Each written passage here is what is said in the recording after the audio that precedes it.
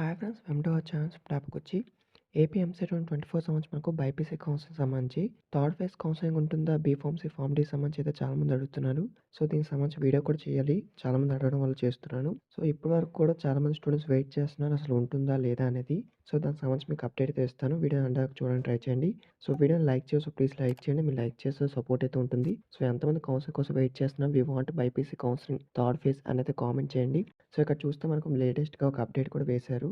Pharmacy కళాశాలలో management quota భర్తీ అనేది మనకి ఇవ్వడం జరిగింది. సో ఏదైతే మనకు 2024-2025 సంబంధించి విద్యా సంవత్సరం ఉందో దానికి సంబంధించి మనకు సో ఎంసెట్‌లోని ఫార్మసీ కోర్సుల్లో ఏవైతే ఉంటాయో సో మనకైతే మేనేజ్మెంట్ కోటాకైతే ఇవ్వడం జరిగిందనమాట. సో వాటి సీట్లు అయితే మనకు భర్తీ అయితే చేశారు. నోటిఫికేషన్ అయితే విడుదల చేసింది. సో ఇంకా మేబీ మనకు థర్డ్ ఫేజ్ ఉంటుంది అనేది నాకు నమ్మకాలు అయితే లేవు ఇంకా. సో ఇక్కడ చూస్తే ఈ నెల 9వ తేదీ వరకు అయితే మనకు ఈ యొక్క స్పాట్ కౌన్సిలింగ్ సంబంధించి 9 నుంచి 19 వరకు అయితే కేటగిరీ బి కోటా కింద అయితే మనకు 9 నుంచి 24 వరకు అడ్మిషన్లు అయితే చేపట్టనున్నారు. సో ఇంకా ఏవైతే రిమైనింగ్ సీట్స్ ఉన్నాయో వాటిని అయితే మనకు మేనేజ్మెంట్ కోటాకి అయితే ఇచ్చేసారు. సో ఇదైతే మనకు లేటెస్ట్‌గా వచ్చిన అప్డేట్ అనమాట. సో 9 నుంచి 19 వరకు అయితే ఈ యొక్క సీట్ల భర్తీ అయితే ఉంటుంది స్పోర్ట్స్ కోటా వాళ్ళకైతే.